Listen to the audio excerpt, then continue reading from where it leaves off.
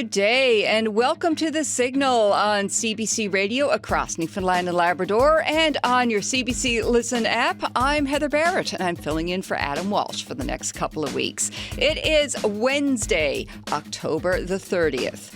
Tomorrow's Halloween. We're going to be talking about spooky stories from our past and our present.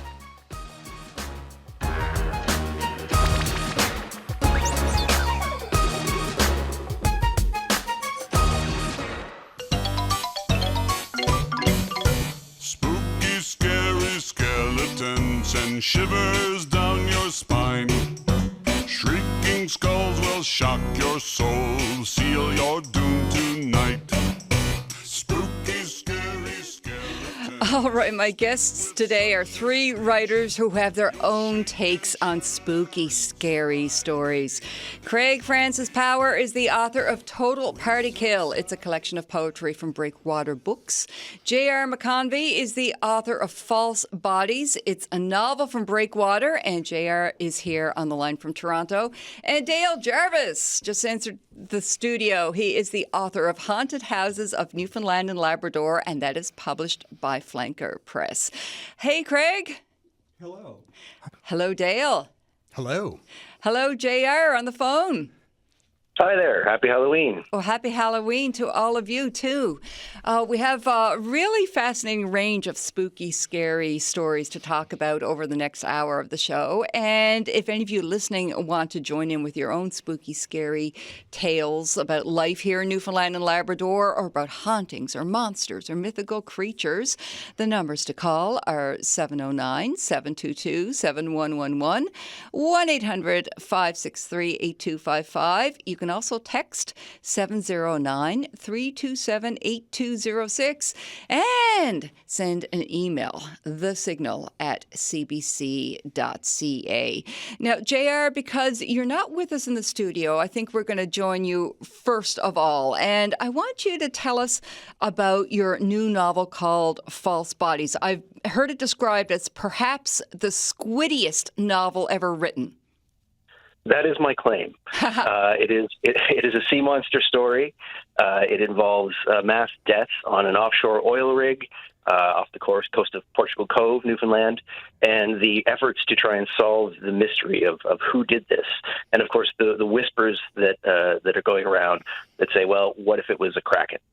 And then, from there, we follow Eddie the Yeti Gesner, who is our protagonist, as he tries to unravel the mystery of whether or not this was a kraken or whether or not it was some alternative form of monster that may have performed this atrocity.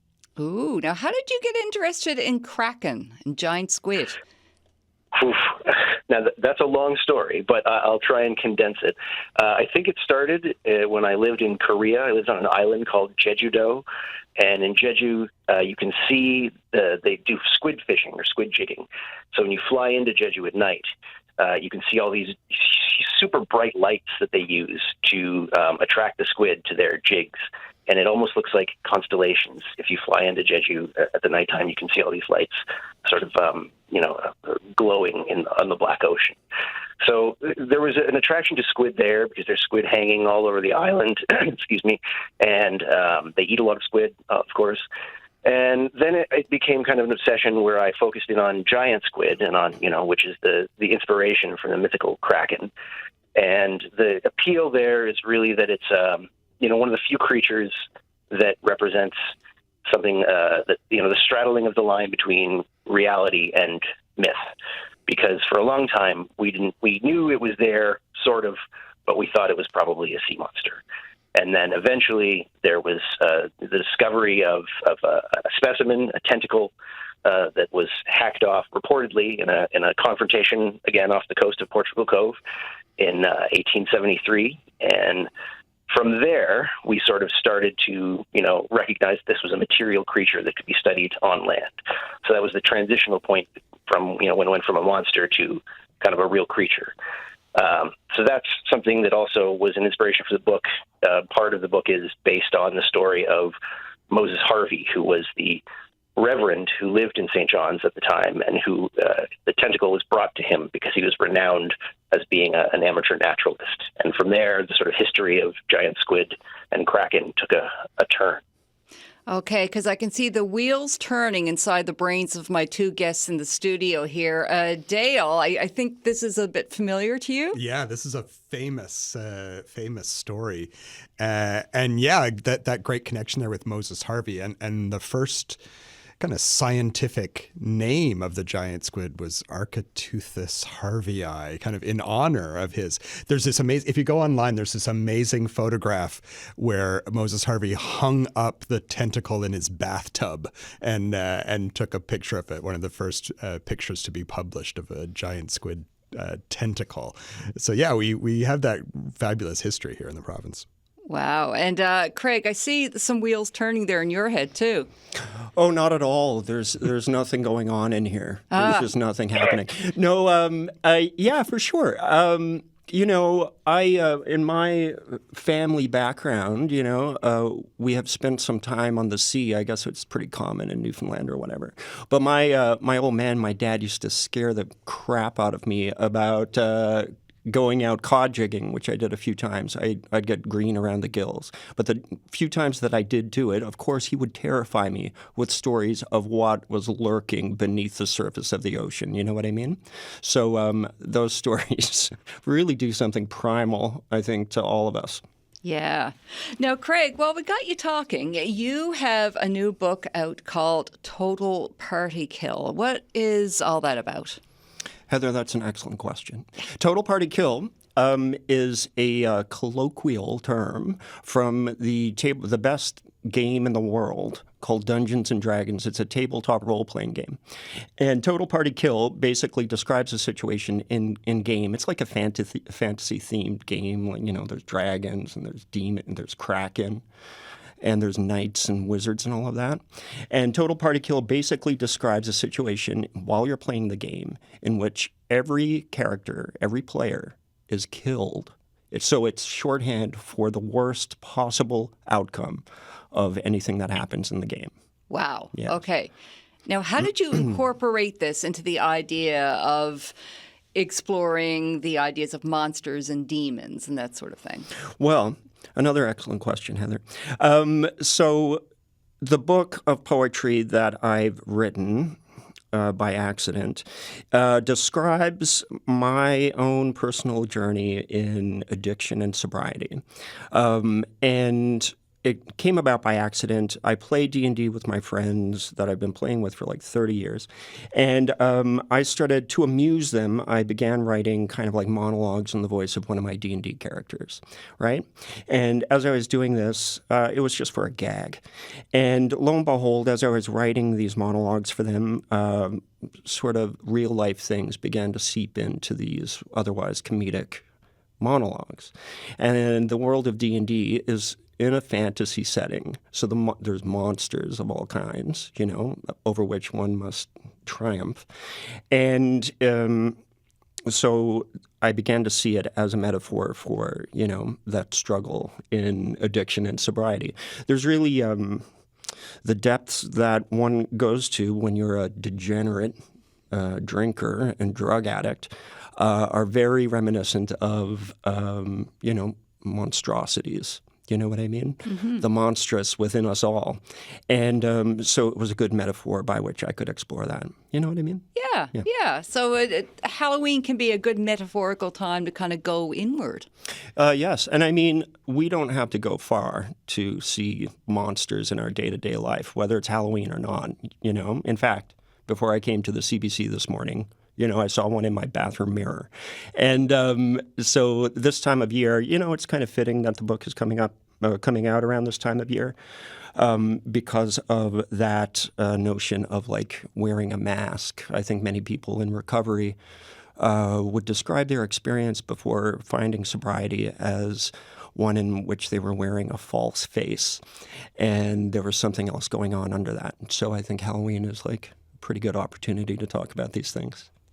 Now, Dale, your latest book, Haunted Houses. We're really talking about haunted houses, aren't we? Yeah. Some of them are stories that come from people who've had those direct experiences. Some of them are more historical. Some of them are clearly urban legends, which I think kind of address some of those fears. You know, we love telling scary stories, I think, because in a way it's there's something liberating about confronting our demons and trying to put a name to those things that exist in the dark. So I think that's why one of the reasons why Halloween is so popular. We tend in our daily lives to not really deal with the spooky or the supernatural or the weird. We tend to push those things away, I think. And so Halloween is a great time for us to kind of confront some of those things and maybe let off a little bit of psychological steam, I guess, in some ways. Mm-hmm. I'm wondering, JR, if we all have to have a receptiveness to allowing us to believe in monsters and ghosts and demons, or if you're a total skeptic, is this something that you're going to experience, if you know what I mean? I think, I think it's actually a really kind of necessary piece that's missing from a lot of people's lives. A lot of people tend to sort of lean skeptical, right? And they think, okay, this reality is the one that we have, and things that are positioned outside of that are fictions. They're childish things. They're not to be thought about as adults. But, the truth is we create new realities and new beasts all the time.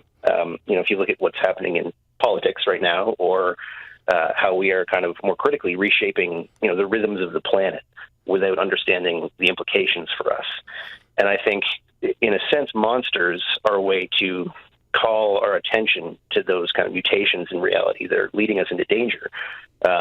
Like you have vampirism, that's kind of a scary new disease in the Victorian time. What's Godzilla but a new nuclear threat?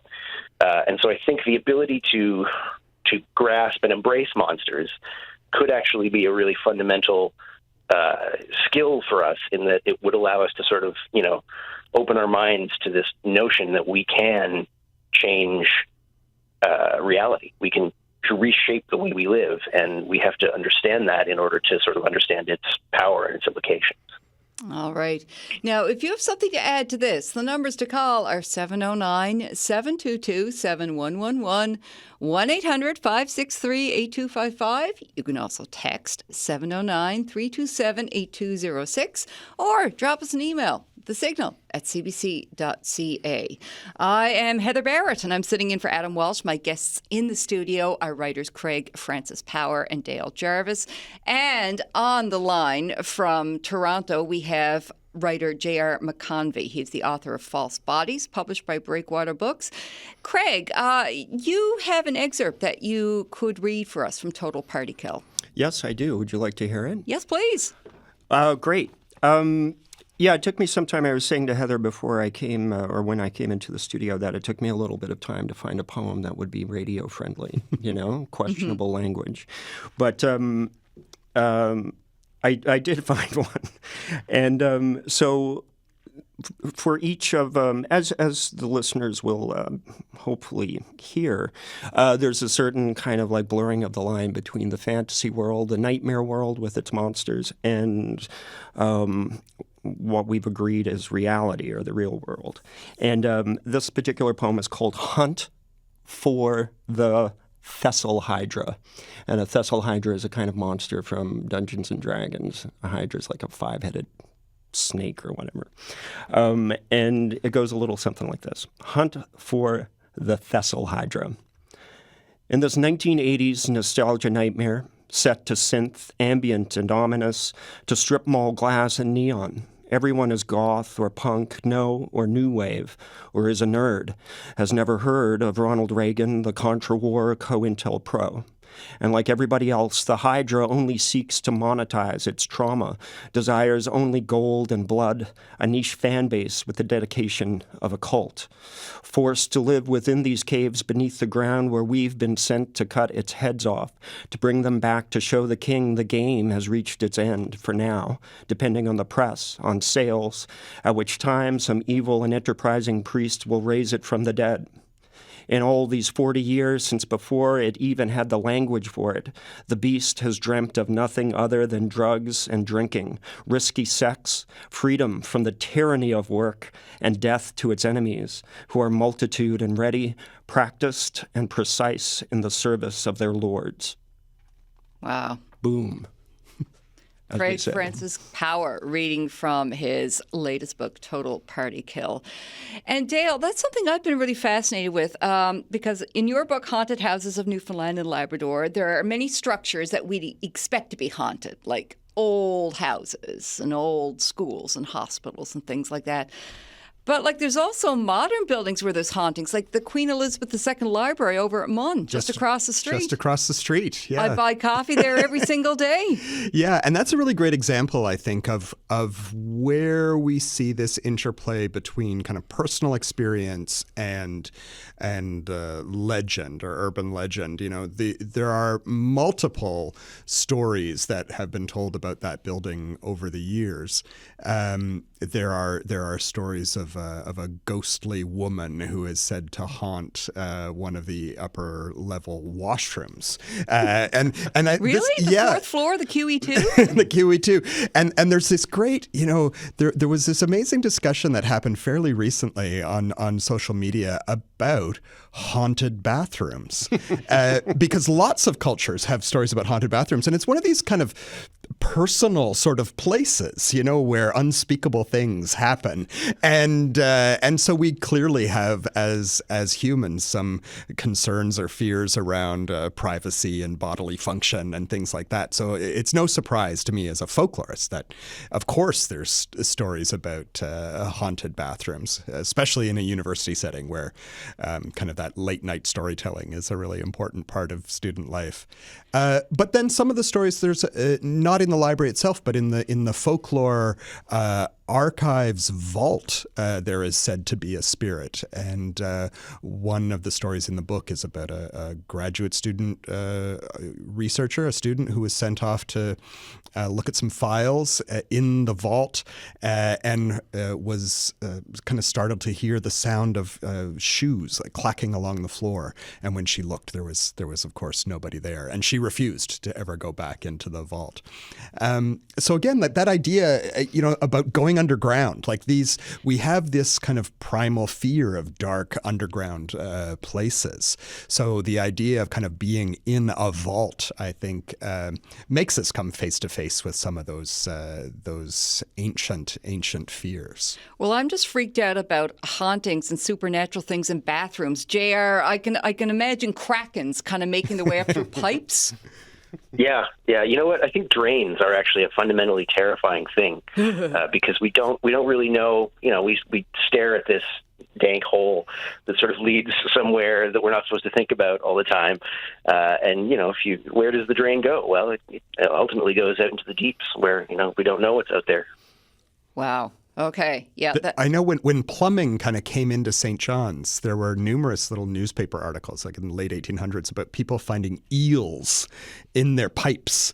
You know, and so there are all these fears, even, you know, over 100 years ago, about some sort of wriggly thing coming up out of the toilet and grabbing you while you were doing your business. I mean, you do hear the urban legends of rats coming up through plumbing in big cities and things like that. It's so disturbing, you know, like when I was a kid, I definitely went through a phase where I was terrified of exposing myself, like even, you know, doing one's business, as you said, Dale.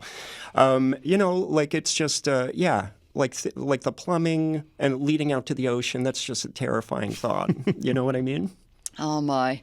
And what strikes me as really interesting too, Dale, if I could just go back to your book too, there's this is an older building, but there are so many people who had the same experience in it, in a modern shop experience, the Heritage Shop building on Duckworth Street. My goodness, yes. How many people had exactly the same story of working in that building? So a friend of mine, Katie Crane, who's a folklorist, she had told me this story about many years ago working at the Heritage Shop on Duckworth Street. And when I was writing the book, I was kind of thinking about places, and she said, "Oh yeah, well, like so and so that I worked with has a story, and so." And so I started to collect a story from her, and she said, "Do you want me to reach out to all the other former employees?" And I was inundated, and I put a thing on Facebook, and people, all these people came back with their individual stories, going back like 20 or 30 years in this one building, and I love that when that happens. It was the story in the book that had the most kind of enthusiastic response from people when I was doing the research. Okay, so this is clearly corroborated by a bunch of Yeah. rational people who had like a summer job or Summer something. job, yep, summer student or a university student who was working there and consistently kind of had similar experiences around either a young girl or kind of an older, old-fashioned dressed man in the building. I, of course, always want to go and kind of dig into the history. And the building itself has kind of a tragic backstory. And I found that it included a death of a very young girl named Lily, who actually died of tuberculosis in the building. So maybe some of these stories have a historical basis in something. Okay. Now, JR, I keep thinking of your book and the modern isolation of being on an oil rig. Mm-hmm. Yeah, I mean, that's one of those terrifying, isolated places that we talk about, much as sort of, the ocean is the ultimate one of those. But the oil rig seemed like a good place to stage some sort of unknown horror, and B, also, a potent metaphor, if you will, for extractive mining, for resource extraction, which is sort of also at the heart of the book. Mm-hmm, mm-hmm. It's funny because I know I'm late to this party, but I just recently saw the movie Aliens, like the second one with Sigourney Weaver in it, where she's basically in this space age workplace. I mean, it's essentially this banal situation where people are moving around with front end loaders on this planet, and there are these really gross aliens that are just invading their space. But it's again like a very modern or futuristic situation where supernatural or sort of otherworldly beings are in there that they have no control over. Yeah, and I think that reflects in a lot of ways our modern fear of powerlessness in the face of sort of work. Well, if you ask anybody what they're most afraid of, they might say, really, truly, like, well, I can't pay my mortgage, or et cetera, et cetera. And so in a lot of ways, we're very beholden to work and to these kind of, forms of labor that can be extractive, either whether that's physically or mentally or spiritually or what have you. And so I think when you get those films that explore the workplace as a site for horror, something that really effectively for me recently was the Apple TV show Severance. Oh yeah, which I actually had trouble watching because the white hallways that they constructed to represent this place where people worked had echoed something from like a really deep-seated nightmare that I could remember from a very long time ago, and it was sort of like, oh, did you reach into my brain and pull this nightmare out? Okay, well, fun fact, the upcoming season of Severance has some material that was shot in Newfoundland and Labrador. Wonderful. Yeah. So we're all, I think, looking forward to how that's going to show up in the next season. Yeah. Yeah. Well, maybe they can capture the ghost of, I would suggest that maybe the old man wandering around that Duckworth location, that could be Moses Harvey, because he was definitely, he lived in that area on Devon Row, and actually died there too under sort of somewhat mysterious circumstances. So, maybe they'll catch him and give him a starring role. All right. You are listening to The Signal on CBC Radio across Newfoundland and Labrador and on your CBC Listen app. I'm Heather Barrett in St. John's. I'm filling in for Adam Walsh. I have three guests with me all this hour. Craig Francis Power, author of Total Party Kill, published by Breakwater Books. J.R. McConvey on the line from Toronto, author of False Bodies, also published by Breakwater Books. Dale Jarvis is here in studio. He's the author of Haunted Houses of Newfoundland and Labrador, published by Flanker Press. And right now we have a caller on the line. We have reached Mike Hickey. He is the creator of a series called Terror Nova. Hello, Mike. Hey, Heather, how's it going? Good. So listen, this is the television series right now. Tell us about Terra Nova. Well, it started as a book series, actually. We have a series of anthology books from Engine called Terra Nova that have a framing device that is sort of inspired by some time with Dale and sort of inspired by a trip to Ireland, where it's a bunch of people go on kind of a haunted tour, and along the way there's a bunch of different stories. And over the years, that's done really well, and eventually that found its way into being sort of a TV series. Terra Nova has been airing now all spooky season, and we have a Halloween special tomorrow night, and that one is just me kind of traveling around Newfoundland, talking to people who are doing fun, spooky things, and also doing some ghost hunting along the way. We had Dale on this past Sunday, actually. Okay. What are some of the favorite stories that you've visited in this series? I mean, for me, the first couple episodes happening in Grand Falls, Windsor, which is my hometown, were really special. I got to go to some places that I've known to have some haunted history for a long time. So getting into Grand Falls house and the school that I actually grew up going to, and even the principal's house there, which is a bed and breakfast now, but was long rumored to have a haunted elevator. That one was really fun. But yeah, just kind of getting around and getting to kind of experience that kind of spooky paranormal culture around the province has been great. I tell you, Mike, I worked at CBC in Grand Falls, Windsor in the mid-1990s, and I had a friend visiting from out of town and looked at the old curling club building at one point and said, "That's a haunted curling club." I can actually believe that one. I have I think just by people who've probably bang their heads too hard off the roof, because in the actual curling club, the ceiling is so low. For a building that looks so tall from the front, when you actually get out on the ice, the ceiling there was so low. I imagine some people conked themselves hard over the years. But yeah, that one's a spooky one, and it's part of that old part of town. It's right up from Grand Falls house, and and I think up until I don't think it's operational now, but up until I think it was the oldest curling club in the province. Oh, yeah. All right. So are you still collecting stories for Terra Nova? Yeah, I mean, I don't think I'm ever going to stop, really. I mean, Dale knows that side of it all too well. We're hoping to kind of continue things on. Our first season kind of wrapped up with the 6th episode, but we do have the Halloween special where we kind of go back through all of our ghost hunts and everything. And the book series is continuing on as well, and that's mostly fiction, but it's just always kind of fun to kind of accrue all these great ghost stories and spooky stories from around the province. Okay. Oh, I have to tell you guys, the old CBC radio building in Duckworth Street, which I worked on for a few years, was rumored to be haunted. I've heard so many stories about that place. What have you guys... Nothing specific, but I've heard... Dale can probably speak to it more. Yeah, I've heard that it was haunted by the ghost of a former workman who haunted the hallways there. But and I have met various CBC people over the years who have said, "Oh yeah, that building was."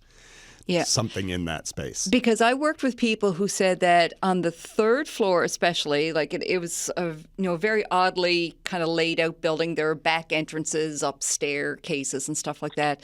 You would see a tall man in a long dark overcoat and a hat kind of just walking around the corner all the time. You'd just catch him as he was going around the corner. And I got to say, I've done a couple of all-nighters in that building, saw nothing. But I know people I work with who were just severely creeped out about being there at odd hours late at night, which people often were in the time before you had technology where you could work from home, or people that just didn't like sort of being on their own in that building. It's a crazy, creepy-looking building. Oh, yeah. It is a crazy, creepy-looking building. And inside, I think that I was only in there once while it was still the CBC. Yeah. And it was just all of these rickety elevators. Yes. And all of these long hallways that seemingly led to nowhere, where one would find some becloaked figure. Yeah. I don't know. And it backs into the old theater, right? Right. The old theater building. The old Capitol Theater. The old Capitol Theater. And I don't know what it is about theaters, arts people maybe just we tend towards the dramatic. We're haunted. We're a haunted. We're all group of people. haunted. But like, I know Mike has been doing some stuff at the Majestic Theater, and that's another space that has ghost stories. The LSPU Hall has its own history of ghost stories. So yeah, these kind of artsy theatrical places tend to have spirits that linger.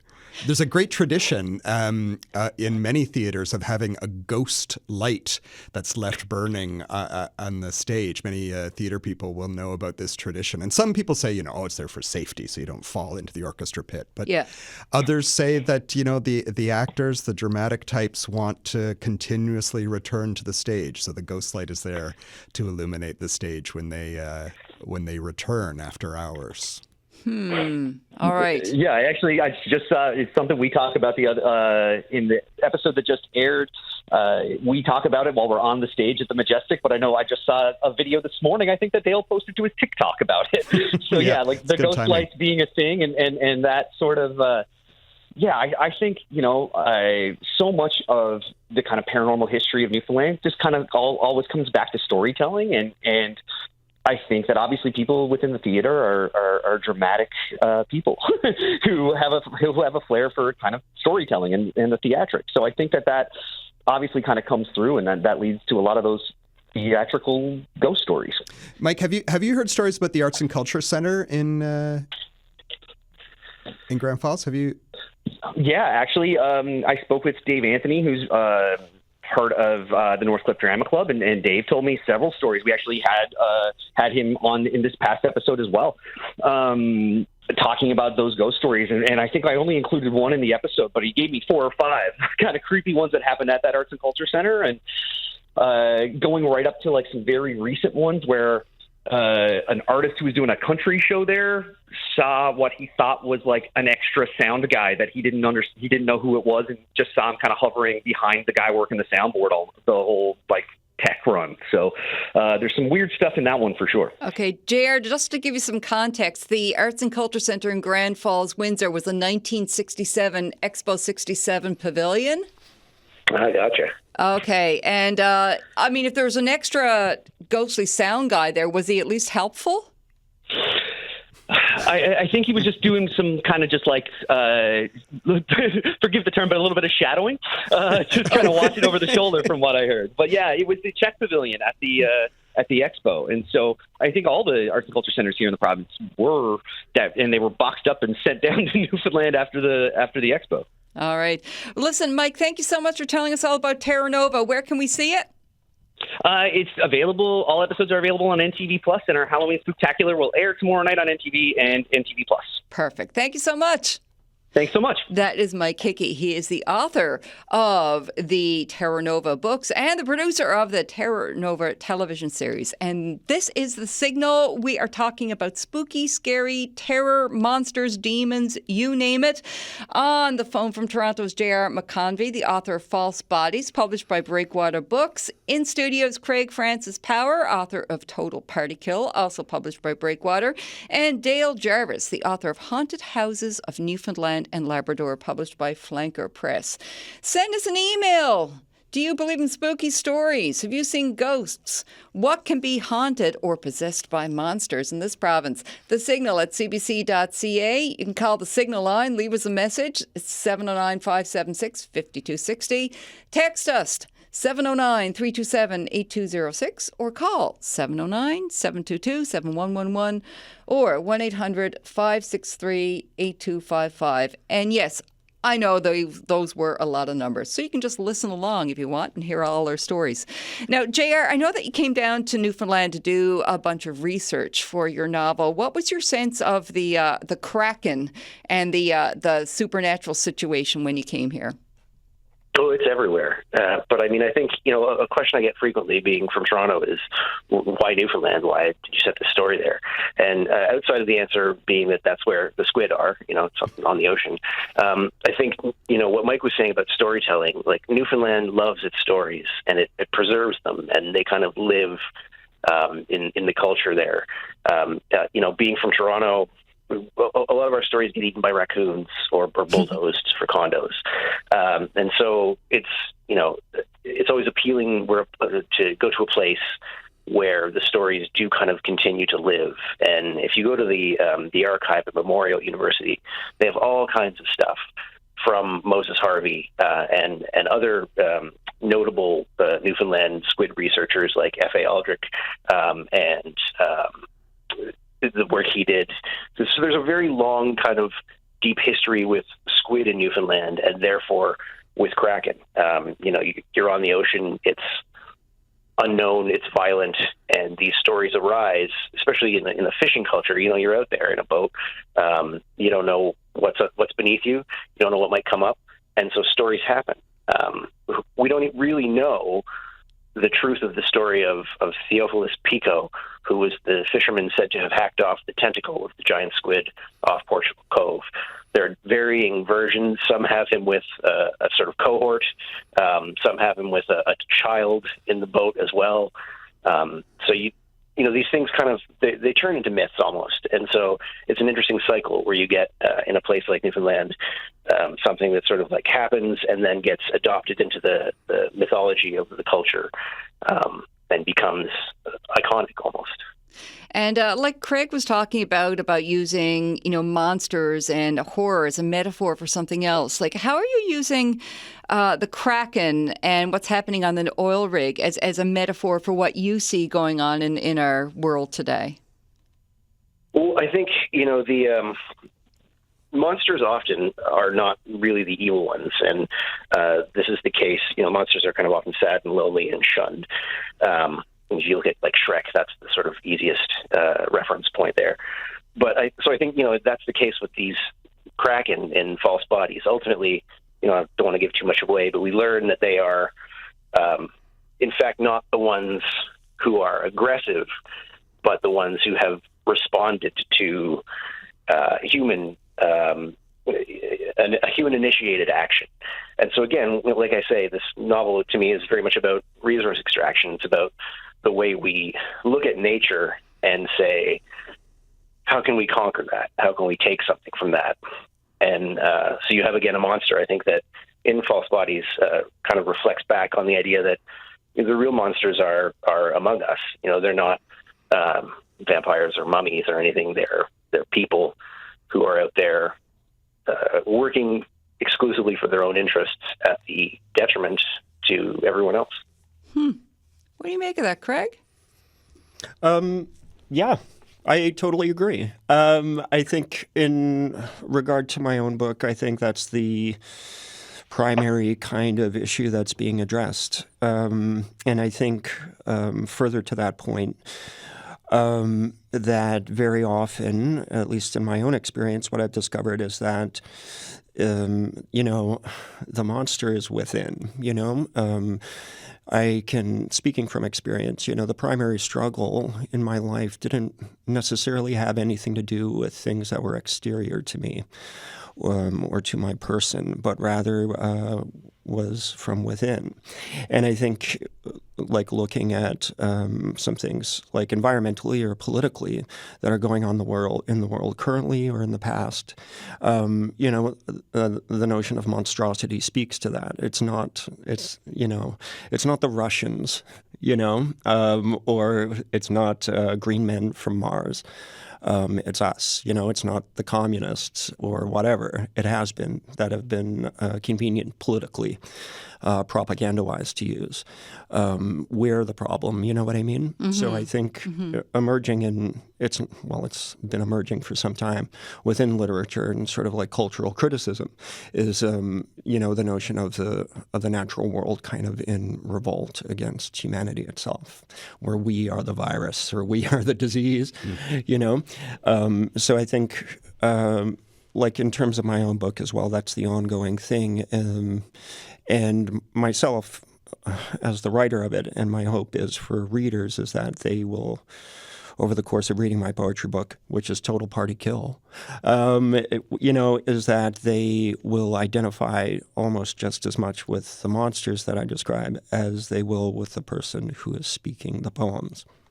Well, Dale, one thing I find interesting about the stories you've collected in haunted houses of Newfoundland and Labrador is that the people that have experienced either ghosts or monsters of some sort aren't necessarily out to slay or to conquer them, but they're figuring out a way to live with them and just accept that everyone's sort of in this together, living parallel lives on whatever plane of existence they're on. Yeah, I think there is a certain, desire to try, kind of learn to coexist with what's happening. And I was also thinking, as the boys were talking, like a very common kind of recurring theme in traditional ghost stories is that the ghost really wasn't doing anything until the human came along and interfered in some way. And there's two really good examples of that in the book. One is a story from New Perlican about a family that built their house over top of someone's grave. And so every time they were going in and out of their door, they were walking over someone's grave. And the ghost showed up to protest, basically. And so the humans had to kind of adapt to deal with this. And then the last story in the book is it's kind of a fun story about a haunted cabbage patch. Where else but in Newfoundland would you have a haunted cabbage patch? And the story is really, again, it is the main character of the story, the human protagonist. There was a local story about a woman and a boy who had washed up after a shipwreck, and the good people of Port aux Basques had buried them in this little patch of ground. And this man looked at that patch of ground and thought, what a waste of perfectly valuable topsoil. I'm going to plant my cabbages there. And of course, the ghosts are not happy about the resting spirits are not happy about that.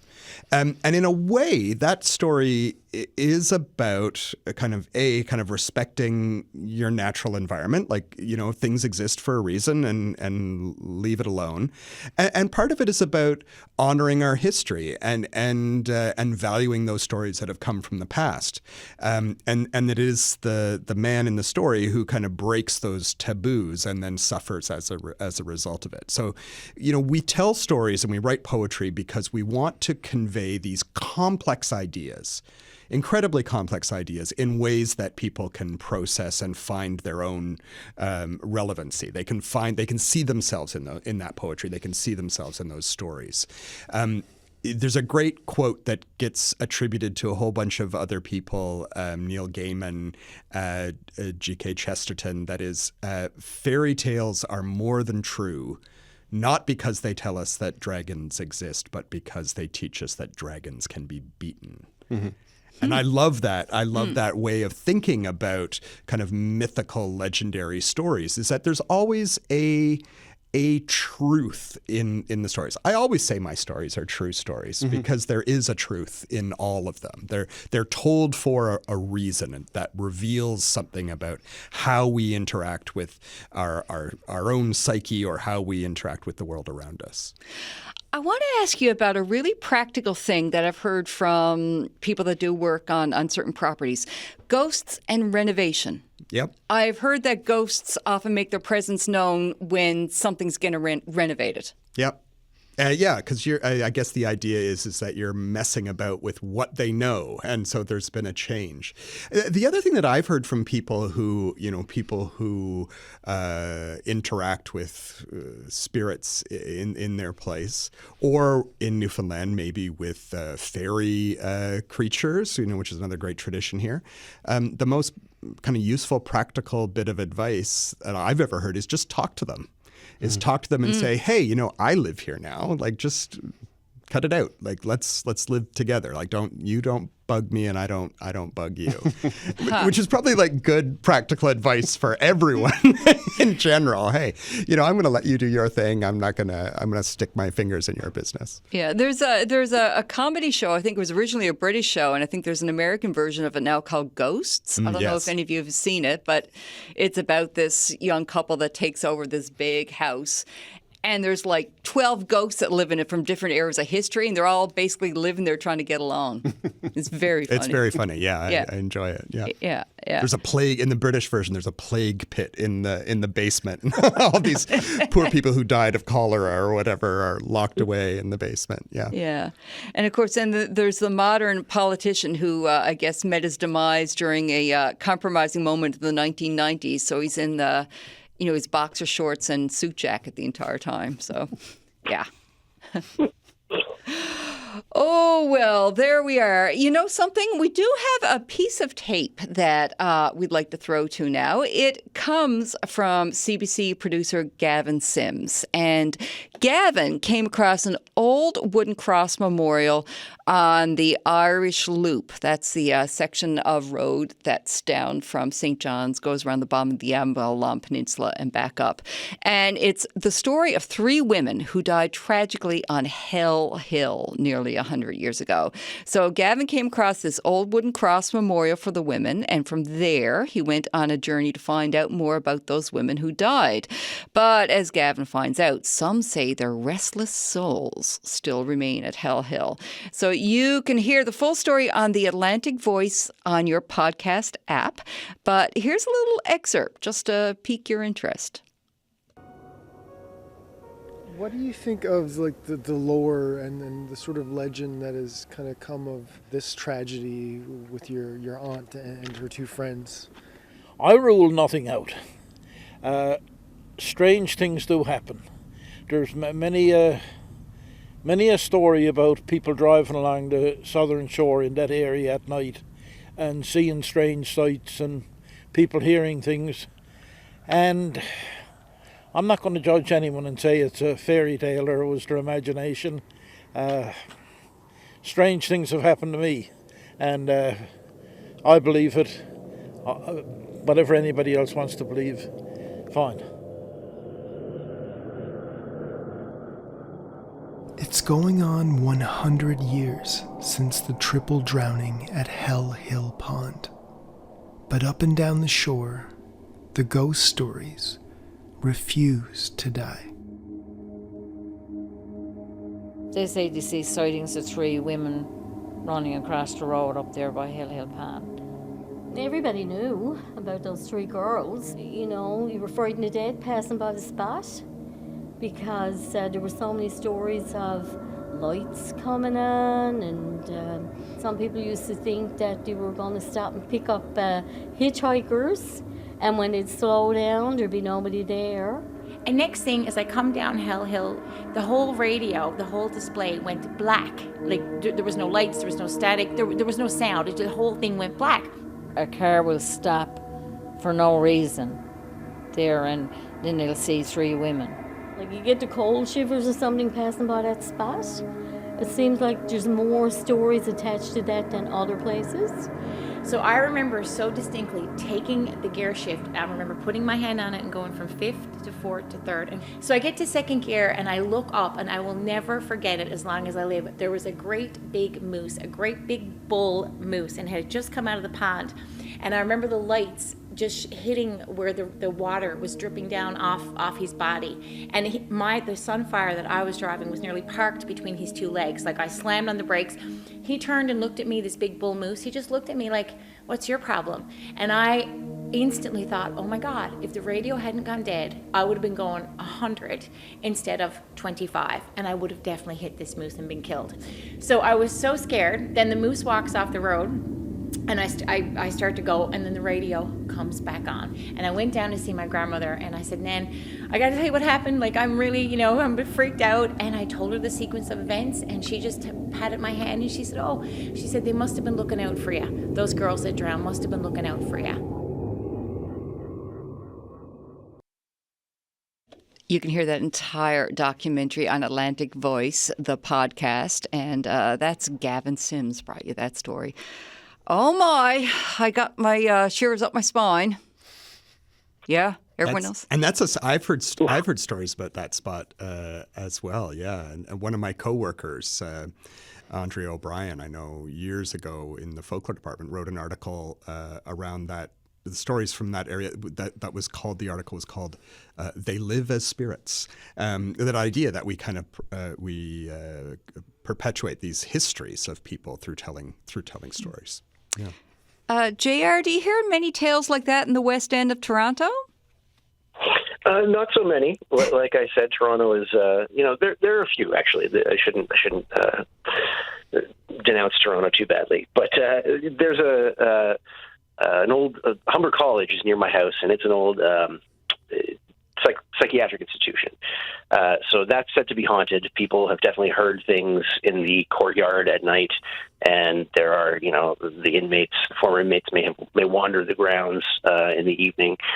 But again, a lot of my stories, my favorite stories, come from elsewhere. Like, I love the story of the hag of Bell Island. That's another one of my favorite Newfoundland stories, which she actually had a stamp a few years ago when Canada Post put out some creepy stamps. And so as I understand it, she crawls around Bell Island haunting people. So she makes a brief appearance in False Bodies, but not kind of really, only in passing reference. Did you find that people were very much in storytelling mode when you were down here doing your research? Well, I think they're always in storytelling mode in Newfoundland. It's one of my favorite things about, Atlantic cultures in particular, Newfoundland, Ireland. People tend to be very, invested in their stories and very eager to share them.